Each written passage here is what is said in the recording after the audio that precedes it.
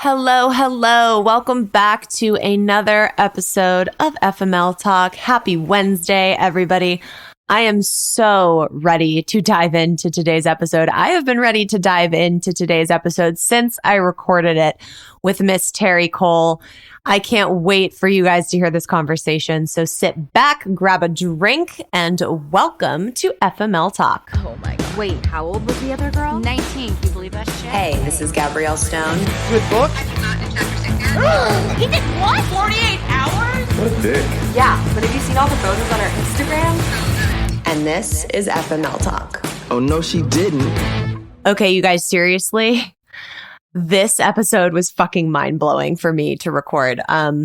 Terri Cole is a licensed psychotherapist, a leading relationship expert, and wrote the book Boundary Boss, which, you guys, go fucking get this book. I'm just going to say it right now. I got on this call with her because I was like, yes, boundaries. Let's talk about boundaries on FML Talk, because so many people have issues with, setting boundaries and sticking to them. And I ended up getting like a full-on therapy session. I am now aware that I am what they call a high-functioning codependent. I, like probably some of you listening, had a very big misunderstanding of what it means to be codependent. So it was just a really, really eye-opening interview with her. And she's just freaking awesome too. I had such a blast.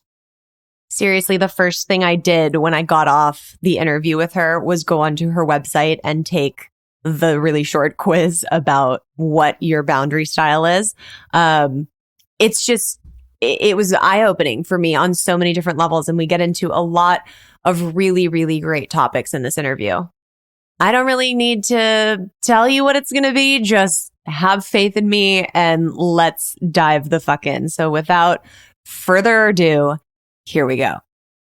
Terri Cole, welcome to FML Talk. Hi, Gabrielle. I'm so pumped to be here. I'm so pumped to have you here. When I found out about your book, it was like a no-brainer that we needed to bring you on. Because boundaries are something that I've struggled with, and I think any human on earth has struggled with. Oh, yeah. And especially anyone who is raised as a woman. What do you mean by that? Think about the way that, what were the messages that we got as kids, at least I did, which was be a good girl, be nice. It was like niceness was like some virtue way up here above all others, so to speak. Mm-hmm. I don't, listen, my parents wanted me to be an honest, nice, normal person, but it was not like, wow, go you for being honest. It was like, be nice, be helpful. And this subtext is like, don't be a drama queen, don't make problems, don't complain. Right. And so most of us raised and praised to be self-abandoning codependents. Oh, yes. And that's coming from me, who has a mother that was always like, speak your fucking truth. And I still picked that up just from society, because that's, especially as women, it's so prevalent that we're supposed to be ladylike. And like, what the fuck does that even mean? It's so not good. What it really means, though, is that we come to this whole idea of personal boundaries, not just because my clients, as a therapist for 25 years, my clients would be like, I'm just weak. How could I be in this situation again? What's wrong with me? I'm like, okay, let's look at it like boundaries are a language that you're not fluent in the language. You know why? Hi, because nobody taught you it. And that's real. Like, we wouldn't feel bad if we couldn't wish ourselves into being fluent in French. You would understand you got to do something to get those skills. And that it's not only were we not taught, we were given really like corrupted intel about the way to be a good person, about the way to, how to show our love. So much of the time, it really was like, be compliant. Be helpful, which of course in adult life and relationships is not helpful. Right. And very catastrophic in some senses. So I feel like we just jumped in because I was so excited, but let's back up. Tell all of my FMLers kind of like what your background is, how you came to write the book Boundary Boss, which I just love the fucking title of in itself. So give us your little spiel. Okay. So in my young life, I had massively disordered boundaries. So I was a boundary disaster, as I like to say. And one of the first stories in the book is that I was a bridesmaid 8 times in my 20s. Wow. 8. That is a lot of ugly ass dresses right there. Right. So at least 4 of them I definitely should have said no to, but I literally didn't know how. So through my own therapeutic process, before I became a therapist, I was a talent agent negotiating contracts for supermodels and celebrities. And that was really interesting. Right. And people are like, oh, it's so different. I was like, oh, it's so much the same. What do you mean? Right. Being a talent agent and a therapist are a lot alike, trust me. But I learned throughout my own therapeutic process to connect the dots to a lot of the painful experiences I was having. And for me, it showed up more like being lonely. Even though I was so social, I'm still so social, but I felt like people didn't really know me, because if you say yes when you really want to say no a lot, we think we're being nice. We do it to be nice, but what do you end up? Bitter as hell, right? You end up resenting the people. And instead of looking at my own behavior, I'd be like, I can't believe how entitled Betty is. What the hell's wrong with Betty? Not realizing that it was my own expectations. I felt like I had to say yes to things or help people when I was too tired, overgive, overfunction, auto advice giving. I mean, I could keep going, but it was exhausting. And so throughout my therapeutic process, once I got into therapy, I was in college, I quit drinking with 3 months left of my college career. Like, who does that? Why didn't you just wait till the summer, But I just figured if I could stop now, I could stop. Which I did. And of course, that changed my life in respect to being really wide awake all the time. And also realizing that how much I was using alcohol to numb feelings that I didn't want to feel. And I was suddenly feeling them all like, now I understand why I was drinking. But throughout that process, I realized that disordered boundaries was really the crux of my pain. But therapy was such a game changer for me in life that even though I had this trajectory of a career, so I was really at what my father considered the height of my career when I informed him I was going to go to grad school, and he was like, "Why?" So you're leaving this fancy job, this, it looks a particular way, and I was like, "Yeah, man," because I'm not happy. Because really, I got to the point in my career where there was no denying that the only thing I cared about was the mental health of my clients, getting people into rehab, eating disorder clinics, getting everyone into therapy.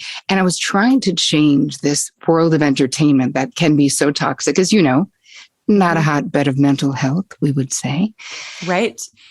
And I was working to sort of, especially the modeling world, because I was in regular entertainment. And then the last 5 years of my career is when I was really in the modeling world and doing TV and film for that, but still it's a different world. And I kept going to my boss. At that time, it was Katie Ford, who was running Ford Agency. And I was like, I think that we should have a policy that the bookers stop calling the models girls because they're women. And, and she was just like, dude, is this really the business you want to be in? So I did that for a couple of years. And then I realized, I need to get out of here before I really start doing a crappy job, because I didn't care about the Pantene deal or the movie contract. I was really like, what is the mental health of my clients like? So quit my job, even though no one understood why I would do that. Went to NYU, got my master's, and immediately opened up a private practice. And I really specialized in highly visible people, not all of them, but a lot, because of who people are like, oh, Terri became a shrink. Let's send her to those people, So it was a niche market in some way. But what I noticed when I opened my practice was that every person who walked through those doors, I could connect the dots of their pain back to a lack of this skill set, not being able to talk true, overgiving, having the disease to please, overfunctioning, doing things for other people that they can and should be doing for themselves. Too much emotional labor, feeling undervalued, being underpaid. all of those things fall into the category of disordered boundaries. So I saw it was a friggin' epidemic. It wasn't just like, oh, that was my life experience, which I knew because I have 3 older sisters and lots of friends. But it got me really interested because the amount that my life transformed when I was able to start talking true and setting limits. And, the way that I describe it with boundaries, because there's so much out there, it could be so overwhelming where you're like, what does it even mean to have good boundaries? So I just make it simple.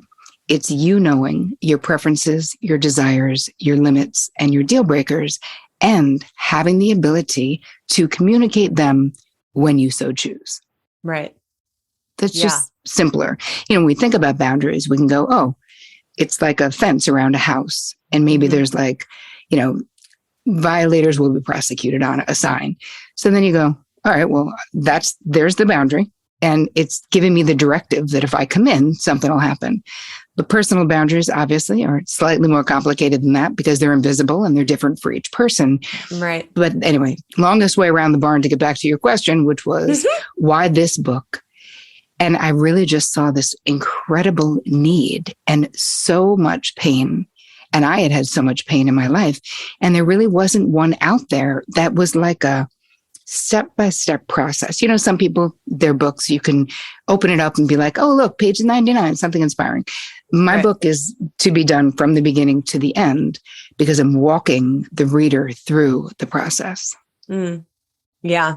And I think that's so necessary when we're talking about boundaries because it's something that everybody should have and be able to implement in their life. And almost no one really knows how to do it, unless they're very, very conscious of what they're going through in their life. So there's so many different types of boundaries and some that have been coming up for me lately. There's been this trend currently going around on TikTok that is, basically a woman saying to her significant other, like, I'm really tired. I don't feel like having sex right now.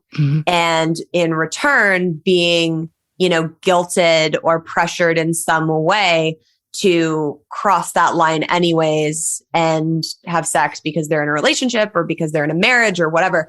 And it hit me so hard because that used to happen to me all the time in my marriage. I mean, my ex-husband, it was constant. It didn't matter if I was tired. It didn't matter if we had done a zillion things that day. It was like, if he wanted to have sex, it was,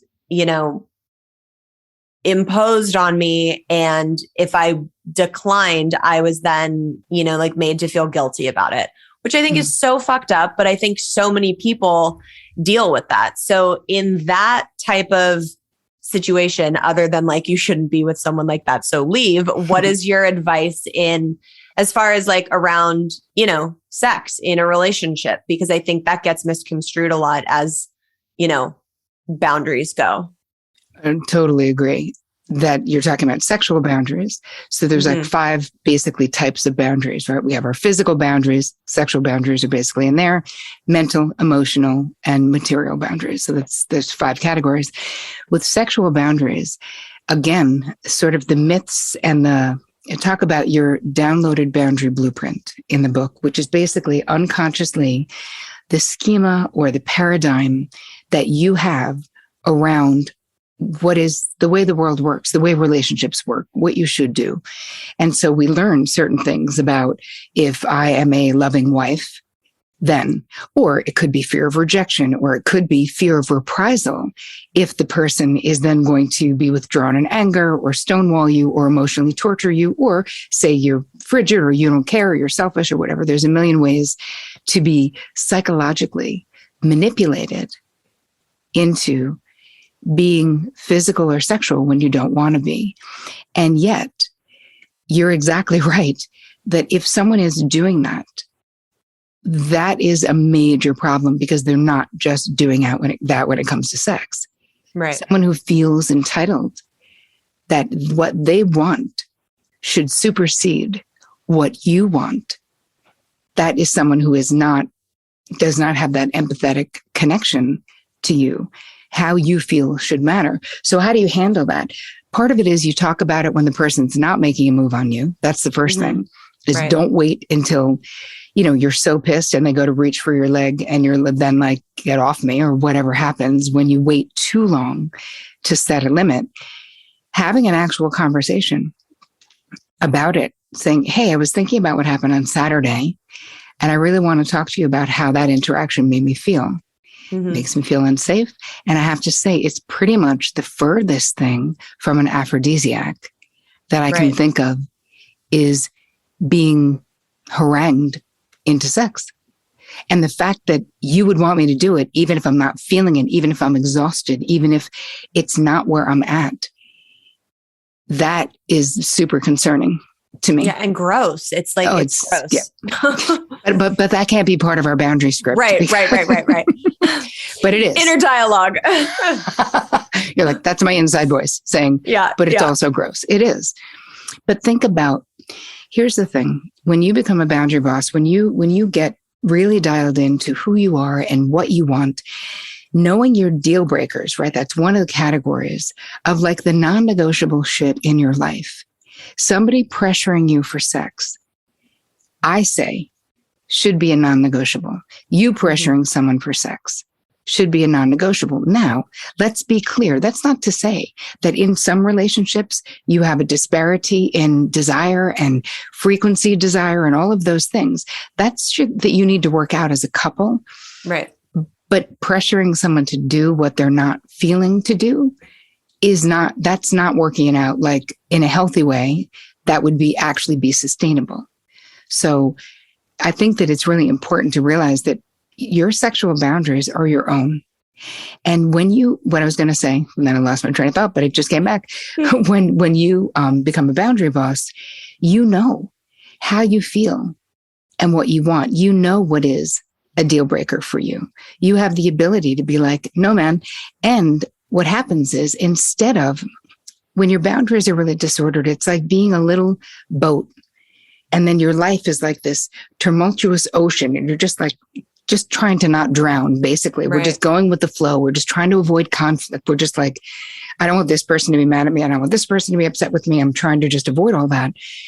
When you know what you want and who you are through this process and have the ability, and we always start with small baby steps with low priority people. So I'd never think that people should start with the most important people in their life.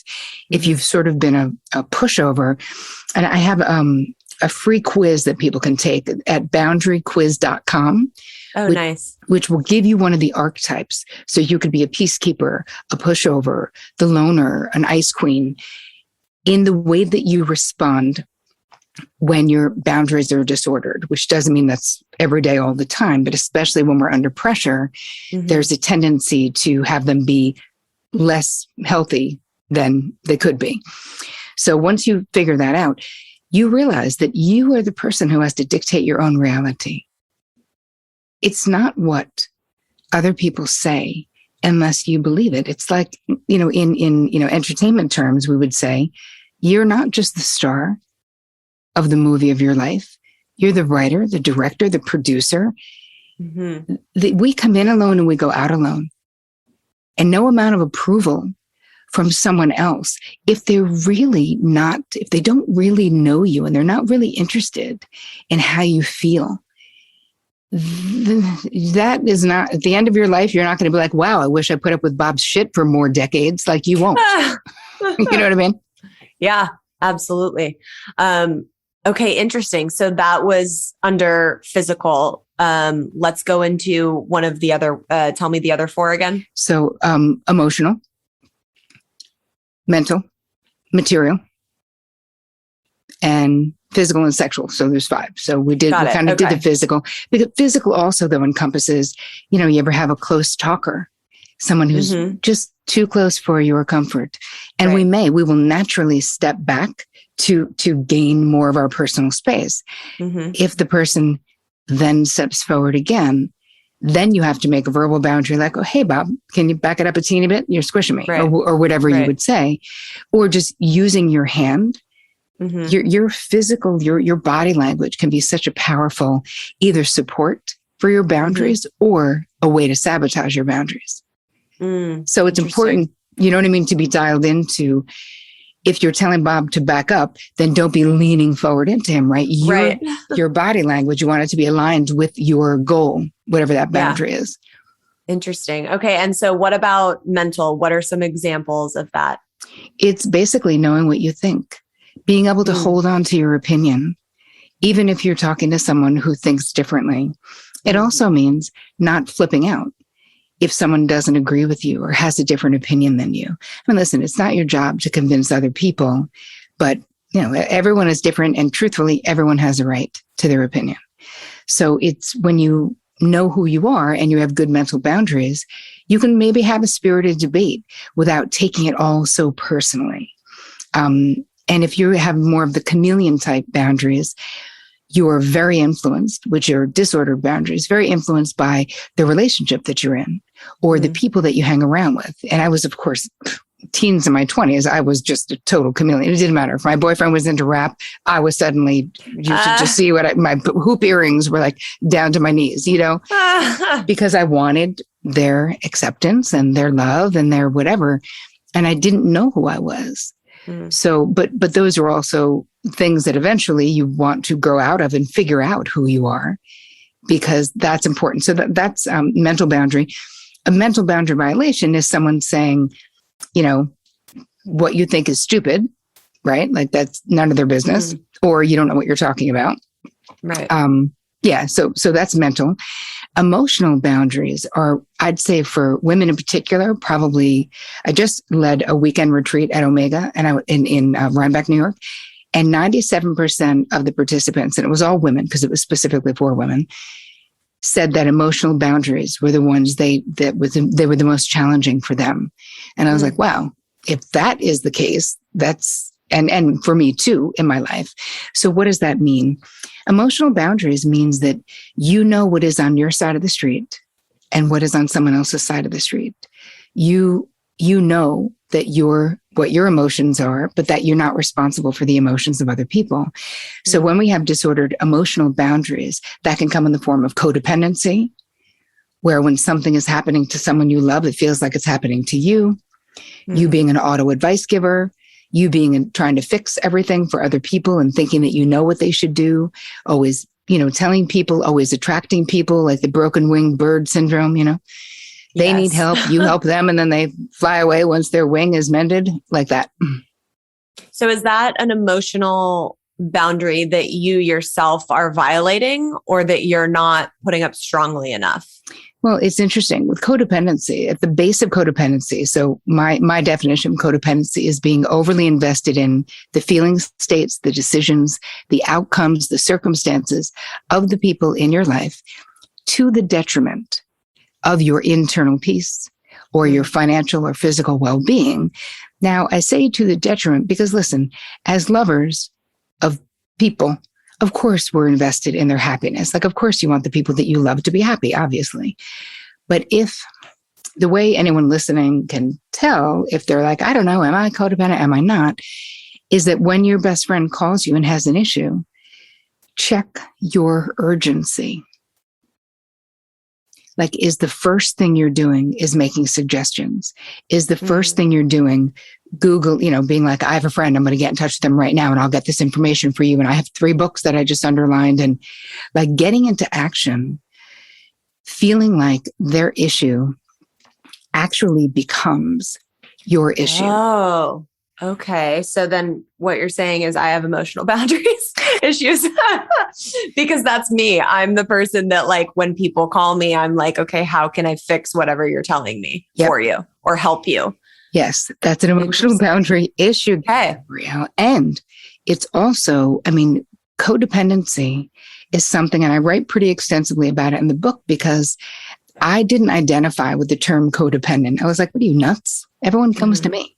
I'm not dependent on shit, lady. I am the one who is all the dough. You know what I mean?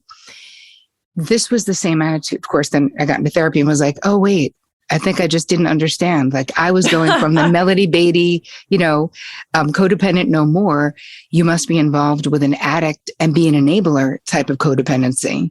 In my own life, that's not what it was. And for my clients who were mostly super high performing, high functioning women, None of them. I would say, hey, that seems like a codependent pattern. They'd be like, no, you misunderstand. I'm like, no, I think you don't know what codependency is. You're like, no, bitch, I'm a therapist. Like, that's literally why you're here. I definitely understand. And so I changed the name. I actually created a different definition called high functioning codependency. Because that is what I was and what I'm in recovery from. And that is really what my clients have been as well. So meaning you're doing it all. And because you're so highly capable, it's like, Ginger Rogers and Fred Astaire, right? She was doing everything he was doing, except doing it backwards and in heels. That's a high functioning codependent, where it's like people look to you and would never think of you as codependent. But when we get to the base of codependency, what is it? It is an overt or covert bid for control. Does it make sense? Like your friend is in pain. You don't want her to be in pain. Right. Your desire is to help her get out of pain. But I had a situation, and quickly I'll tell you how this transformed for me, is that one of my sisters was in a bad situation, living with someone who was abusive. She was drinking alcoholically. That person was doing crack. She literally lived in a house in the woods without running water. That's no exaggeration. And he was also abusive. Fantastic. So it was a terrible situation. And I was always crying to my therapist about, what can I do? I don't know what to do. So I remember I was just at my wit's end. I'd been trying to throw money at it, trying to get her to leave, trying to do all the things like a good codependent sister would do. And I said to my therapist, I don't know what I'm going to do. Like, I don't know. And I was crying. And she said, Terri, let me ask you something. What makes you think you know what she needs to learn in this lifetime? And I was like, okay, but can we at least agree she doesn't need to learn it in a fucking house in the woods without fucking running water? Is that possible? Right. And she said, no, because I'm not God. I don't know what she needs to learn. But do you know what is actually happening? And I was like, clearly I don't. So fill me in, Bev. And she told me, she said, listen, you've worked for 20 years, 15 years to have a really pretty harmonious life. You have a decent amount of internal peace. But you've been working on yourself straight for like decades. And so your sister's dumpster fire of a life is really fucking with the piece that you spent lots of money and lots of time creating. So it doesn't mean that I also don't love her and didn't want her in that terrible situation. That's true too. But she was like, you want her life to be manageable so your pain can end. And you can go back to this nice life that you've created for yourself without feeling terribly guilty, which I really did. And I was like, but wait a minute, as a sister, isn't it like my job? Like, what, I'm just giving up on her? Is that what you're saying? And she's like, no. How about you're having respect for her sovereignty? She can only do this. It's a losing proposition, Terri. Like, you can't even do it. And you, by throwing money at it and doing these other things, you're probably impeding the process of her getting to her bottom in this situation. So I ended up, stepping back from my sister saying, listen, I love you, but I can't hear about this abusive asshole all the time. Like, no. So if you ever really want to get out, I'm still here. I love you. So in like 9 months, we only spoke like a few times. And then she called me and said, I'm ready to get out. She got out. She got sober. She went back to school. And that was a really long time ago. Wow. The amazing part of that story and about what I learned is that I felt guilty if I wasn't doing it. But when I understood psychologically what was happening and what I was trying to do, it made me have to deal. And that was a major boundary to set. I could never have done it if I hadn't had years of therapy ever. But when my sister came out of it and got herself back to school, and, my husband and I helped her with different things, but that was her. It wasn't me inserting myself into the center and being the hero. So then she could feel, do you know what I mean? Like indebted to me rather than proud of herself. Oh my God. There's so much to unpack there. And I'm like, I feel like I'm slowly realizing that I'm a high functioning codependent, which is awesome.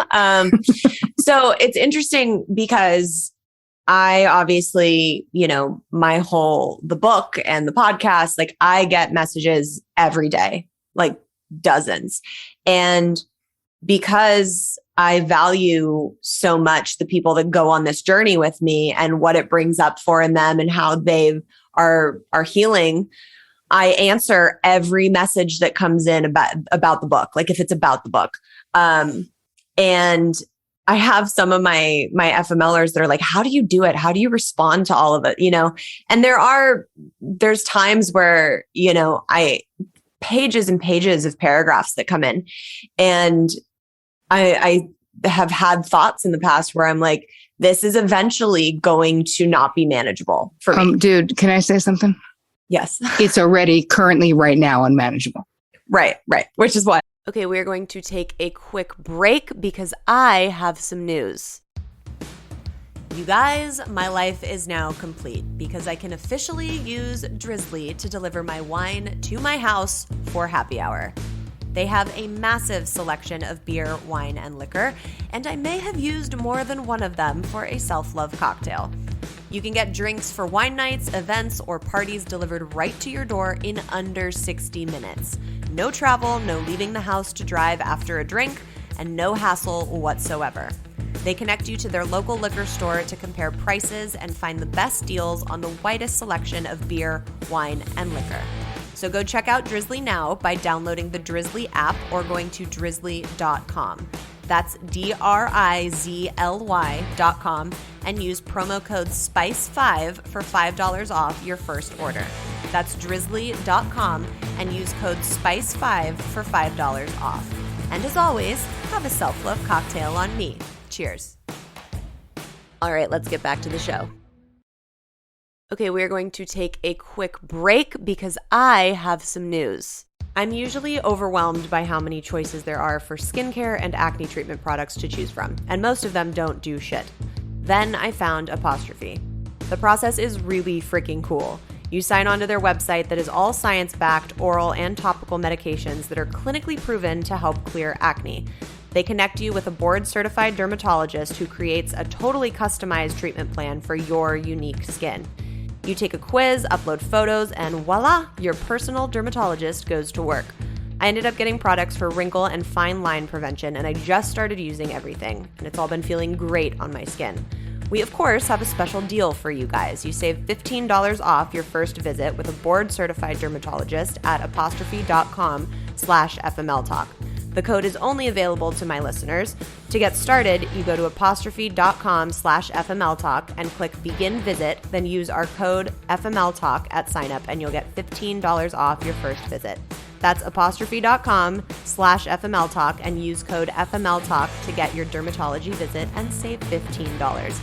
Thank you to Apostrophe for giving my FMLers a chance to get in on your awesome products and for sponsoring this podcast. All right, let's get back to the show. I'm talking about it. Yes.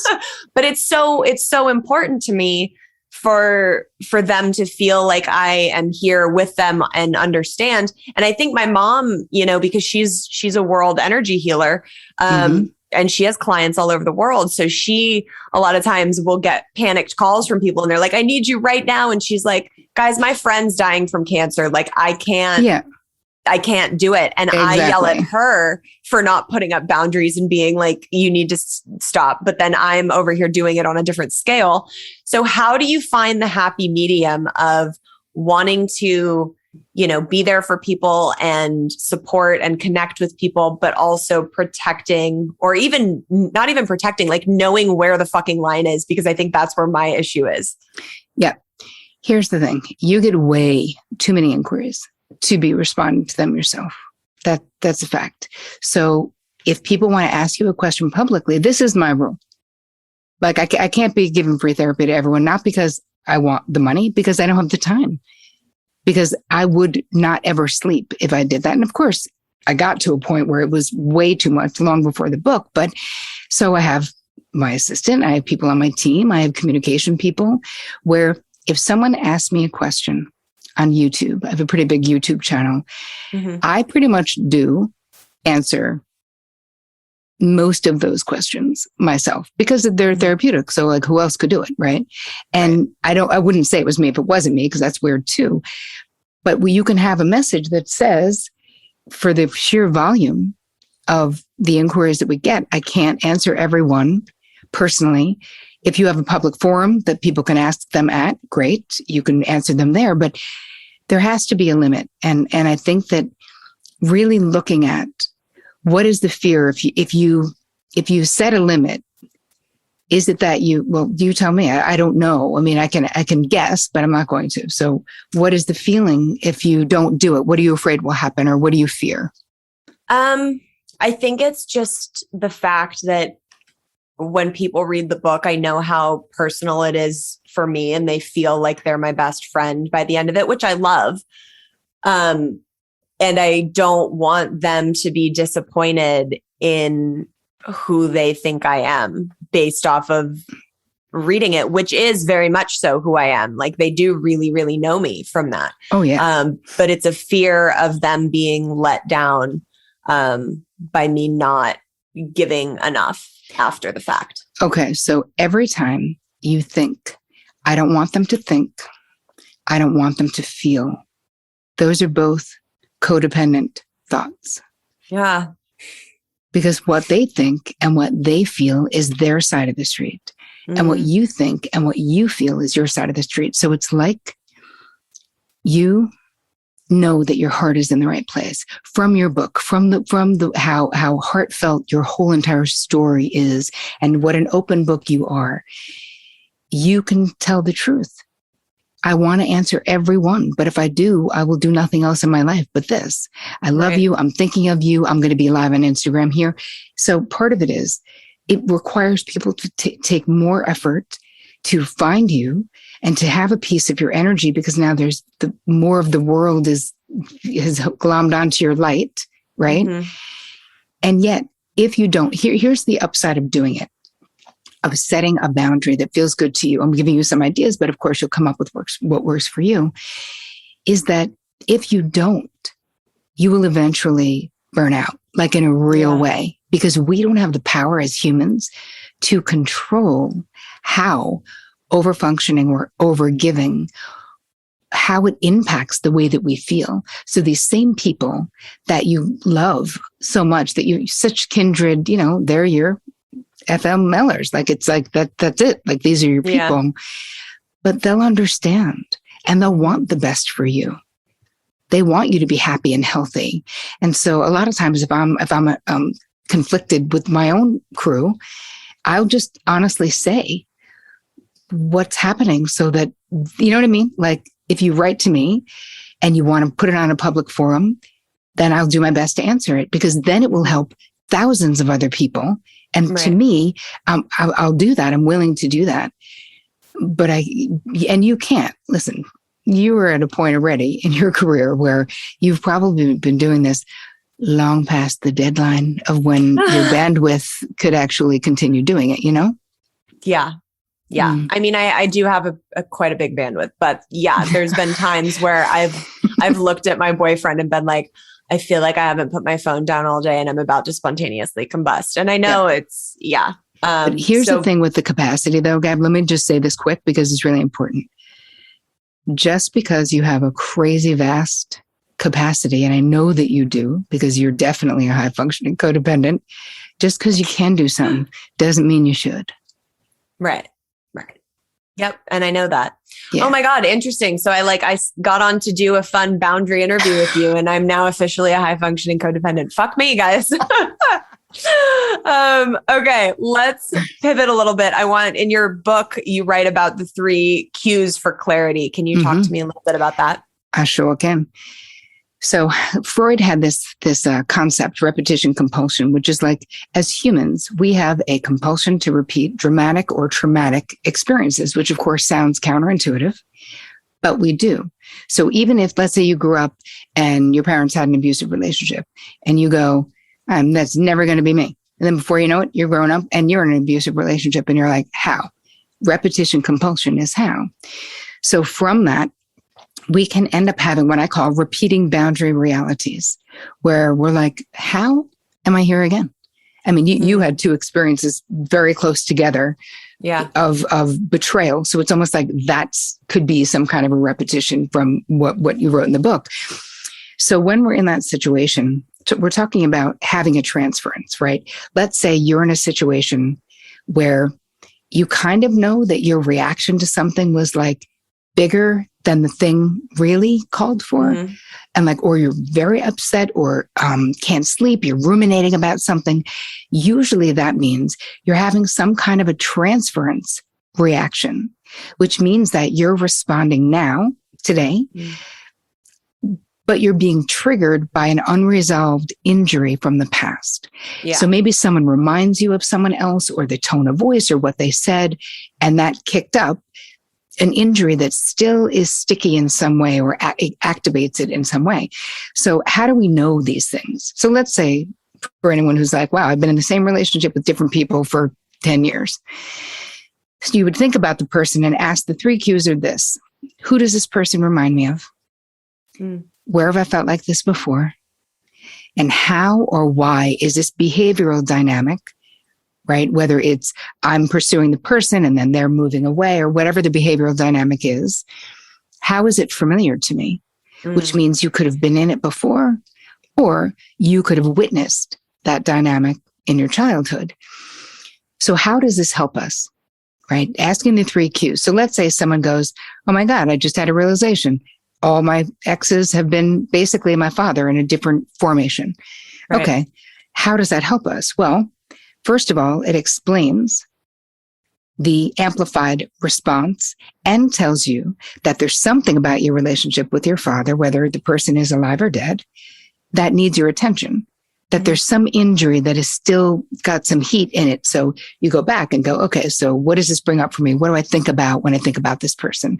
So that's one valuable thing, is to understand like, oh, this person was familiar to me.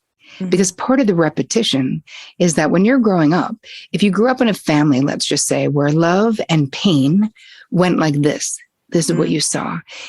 Even if you intellectually say, I don't want that. We're always vibing with other people. We're all energy. Everyone knows this, right? We're always communicating, not just our words, but energetically we're communicating. You'll see someone, and let's say they're kind of a tough guy type, the way that your father was, let's say, not yours, but in general. There's a part of your brain that's like saying appropriate mating material.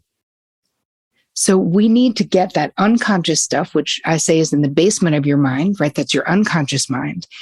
So when you start to bring this stuff up by seeing your blueprints, your downloaded blueprint, your love blueprint, it makes sense to you. You're like, oh my God, now I see why I was so comfortable, even though I wasn't happy in that relationship. Yeah. So anyone who's like, I want to understand why I'm having this repeated experience in my life with boundaries, with relationships, you ask those questions and that can give you clarity. And let's just say you ask the questions.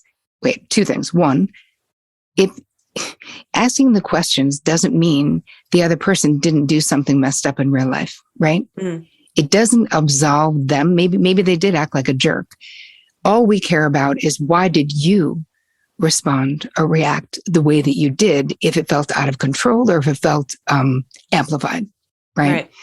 I think that was the last thing I was going to say about it. Oh, one more thing. Wait, hold on. One more thing really quick.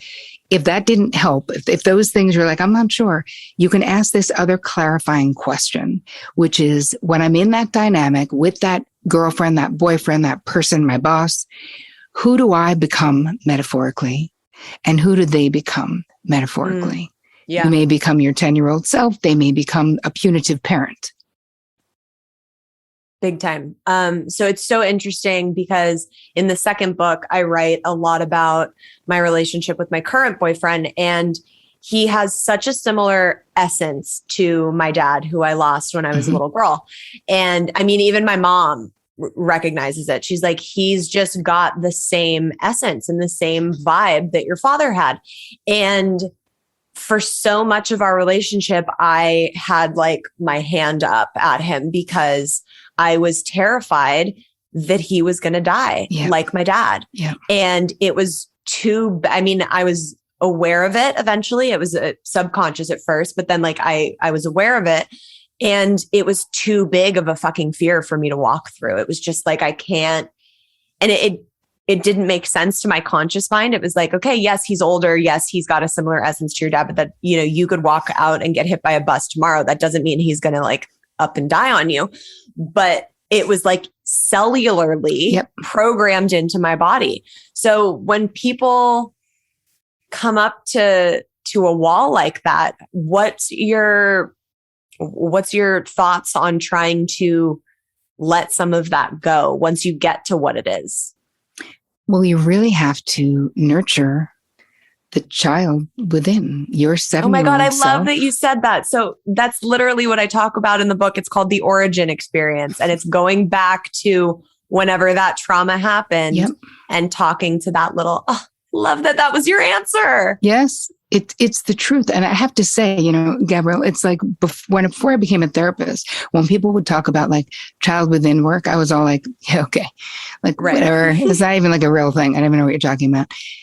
And then I became a therapist and I could not believe, I mean, it was undeniable from like my 4th week in my private practice, how all of us have this little girl or little boy inside of us or little human inside of us.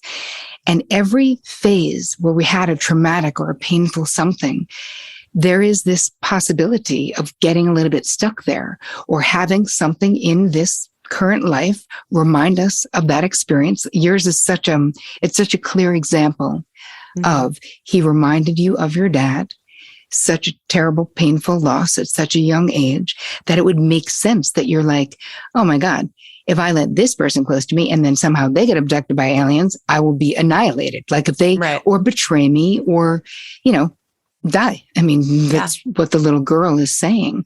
Yeah. But in embracing and in healing. And for those of you, if you don't know, if you're in this crew, then you probably do know about a little bit about child within work.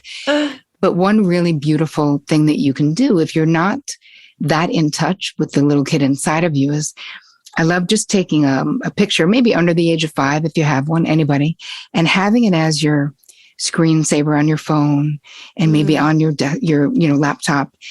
And every time you see that little cute face that is you, just beaming that little human with love and realizing that you are them.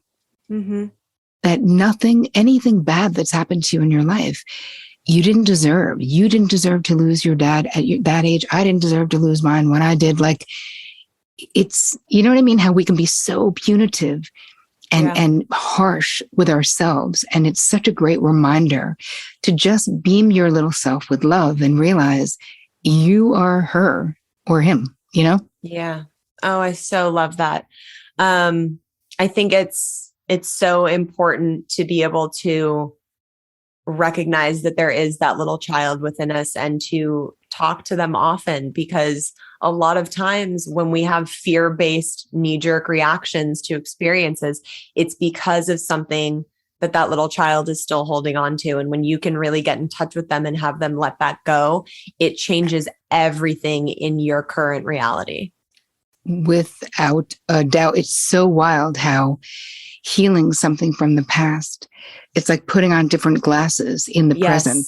You're like, wow, it's like everything was gray or was unclear. And suddenly you're like, I understand why so many things happened, Yeah. So you said earlier, you talked a lot about this boundary blueprint. Can you tell us how you can create a boundary blueprint? Yes. Well, you already have a boundary blueprint. So that's one that's downloaded. How do you produce one that is good for you and that, that will produce what you want? Well, before we can change it, we really have to know what it is. So we actually have to, there's a bunch of questions, and I have a whole shitload of questions in the book in this part of the exercise where, and anyone listening, you can think of it right now. Whoever your maternal impactor was, right? Could be a mother, foster mom, auntie, whoever. Were they a pushover?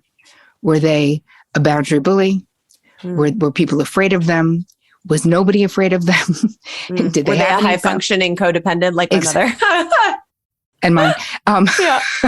We learn from the best. I love it. You know what I mean? Like that, that's really what it is, because it's not just your maternal impactor. That's one thing. It's your parents, the country you grew up in, the culture, what was expected of you, socioeconomic, social norms, come into play as well. And then in your boundary blueprint, your nature also impacts that. Are you an introvert? Are you an extrovert? What life experiences you've had. So all of those things come together, and that equals the way that you relate to boundaries personally and professionally right now. So we reveal that so you can see like, oh my God, my mother said yes when she wanted to say no all the time. And then she did badmouth those people, or she was upset with those people, or she allowed herself to get sick because she overgave and overgave until she ended up with whatever. Like we can start to see, we just need to know what to look for. So when you do your downloaded blueprint, and then we basically do an inventory, like a relationship inventory. And when people always say like, I don't know where I need boundaries, or I'm confused, which I totally understand. I always say, listen, let's just start with a resentment inventory. Ready, go. Who are you pissed off at right now? Who do you feel like takes advantage of you? Who do you feel underappreciated by, unseen by, unheard by? Who do you twist yourself up in a pretzel for, rearrange your life for, and they're not really that grateful, or you wish you weren't doing that? So then you go, oh, look, I have a lot of resentment towards this sister or that cousin or this friend or this stepmom, whoever. At least that narrows it down of like, okay, where do I need to start? Like, these are relationships I need to start with.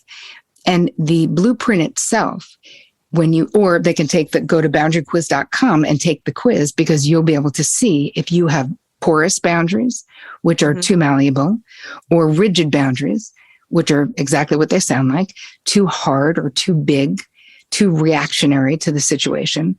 That really helps you understand when you feel threatened, how you express that disordered boundary, and gives you, I have a lot of meditation stuff in the book as well. I'm a meditation teacher. I've got meditation CDs, because we have got to have some internal space. Right. A little bit of stillness and silence if you're going to change this dance. So that was a long answer to the boundary blueprint question. But you guys have the information, meaning I'm nobody's guru. I'm just showing you where to look. Like, I'm a damn good GPS for getting readers to where the information is that they need in all these closed up boxes in the unconscious mind or the basement, where we got to kind of revisit some of this stuff. Because once you understand, the 5 pillars of self-mastery, according to me, it's self-awareness, self-knowledge, self-acceptance. Like, those are the things that happened in my life, and this is the way they impacted me. Yeah. Self-compassion, which is like we all suck at, and then self-mastery, self-love, self-celebration. I love that. Those are great. I feel like I need to write those out and tape them on my mirror to look at every day. Like, those are big. Yes. And I have a special thing that I want to give to your people if you want it. I think you do. Oh my God. Yes. Give them everything you have. Give them all the things. Well, you can get the book at boundarybossbook.com, but I'm going to give you a special thing for just you guys, where it's about boundaries and codependency. Oh, I love it. Yes. Oh, I'm so excited. And you'll do an inventory that I was talking about. So it'll give you some of the tools that we were talking about today. So to go to that, you're going to go to boundaryboss.me/FML. I love it. Oh my gosh. That's so amazing. First of all, I'm going to go there and say it one more time, just so I know that everybody got it, please. boundaryboss.me/FML. Oh my God. Amazing. Terri, this has been so eye-opening on so many levels, and so just really honest and real about what so many people go through. Can you tell everybody where they can find you and follow you, and where they can get the book and all of the things? Sure. You can get the book at boundarybossbook.com and anywhere else that books are sold. But if you go to boundarybossbook.com, I have just always overgiving. So I have tons of amazing bonuses, videos, and downloaded meditations, just all kinds of things to support this journey if you're pivoting into becoming a boundary boss. I hang out mostly on Instagram, just at Terri Cole.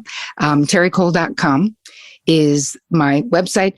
Terri, thank you so much for coming on and sharing your knowledge, and just your energy is so great. It was so lovely to have you here. And I can't wait to like get into all of your stuff, because now I feel like I have a whole new thing that I need to start working on. Boundaries, guys, boundaries are coming. Let's do it. Well, thank you so much. It was a blast. Oh, thank you. I want to thank Terri so much for coming on and unknowingly analyzing me and really just sharing so much fucking truth and wisdom about what it means to set boundaries and how to identify certain boundaries. It was just really exciting for me to hear how much work there is to be done on a personal level when it comes to setting boundaries. And I hope you guys know how much I love you all dearly. And that's why I try and answer every single frickin' DM that I get.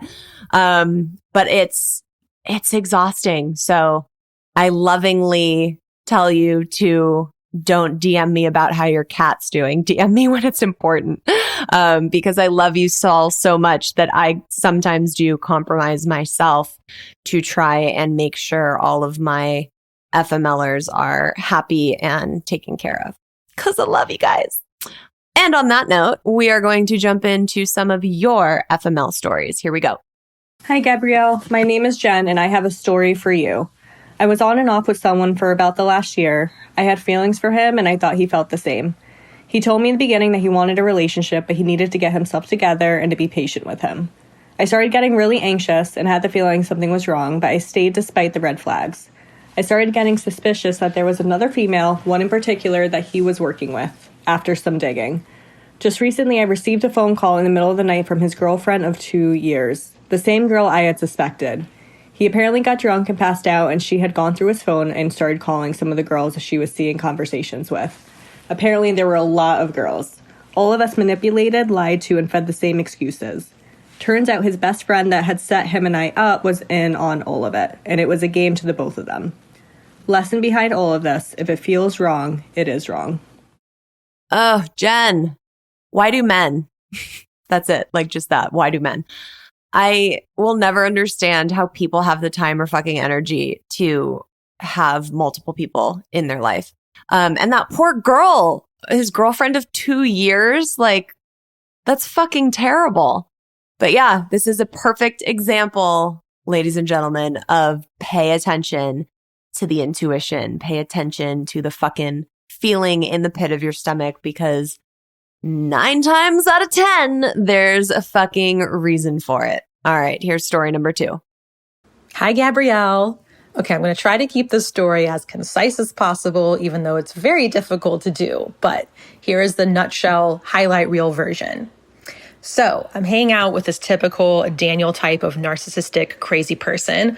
We'll call him Gary.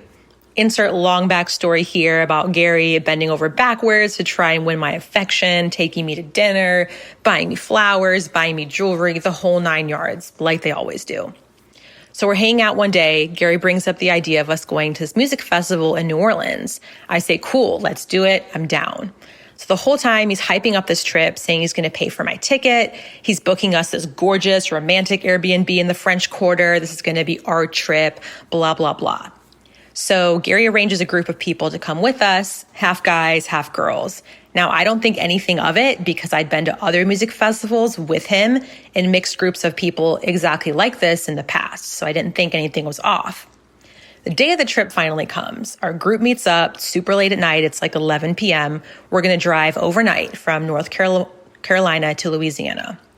So I'm riding in one car with Gary, his roommate, and another girl. We'll call her Marie. And I'm already feeling like shit just isn't adding up because Marie, I'm listening to her talk to Gary. She's just being overly flirtatious with him, talking about times they've hung out, things they've done together. Yet he has never once mentioned this girl's name to me. But I'm not really putting all the pieces together yet. So because we're driving overnight, I just want to sleep through the whole thing. I pop an Ambien, I pass out. When I finally wake up, we have arrived in New Orleans. I'm awake, but I'm still very disoriented from the Ambien. We're driving around trying to find parking that's near the Airbnb. We finally park, and as soon as I step foot on the sidewalk, I get out. Marie walks up to Gary, leans in, and they kiss. That's when I knew this was not going to be an ordinary trip. I am now in New Orleans, didn't drive here, no way of leaving, supposed to go to a 3-day music festival with these people who I don't even really know. My stuff is still in the trunk. Basically what follows is an insane shit show of a trip with so many side plots and characters and just absolute fucking chaos. Wait. What the actual fuck, Gary? That shit's like out of a movie. That doesn't even sound real. That sounds like the beginning of a weird fucked up horror film that I'm seeing in the theaters. Wow, girl. Thank you so much for submitting that gem. And I want to know so many things. Like, what did the girl think was going to happen on the trip? Like, did she know who you were? And like, so many things. I need to know so many things. That was a good one. Thank you for submitting that. Next week, I have a guest coming on. Her name is Alyssa Deneen. And at the age of 41, after 18 years with her ex, she found herself in the uncharted territory of online dating. And after that shit show, she made a fucking business around it. I cannot wait for you guys to hear this interview. It is a wild story. As always, keep up with us on Instagram at FML Talk Podcast. Make sure you're subscribed so you never miss an episode. For all the extra good stuff, come hanging with us on the subscription-based site, which is patreon.com/FML Talk, for all the bonus episodes and all the good extras that we have on there. And until next week, y'all, I am sending you love. Set those motherfucking boundaries and have a self-love cocktail on me. Cheers.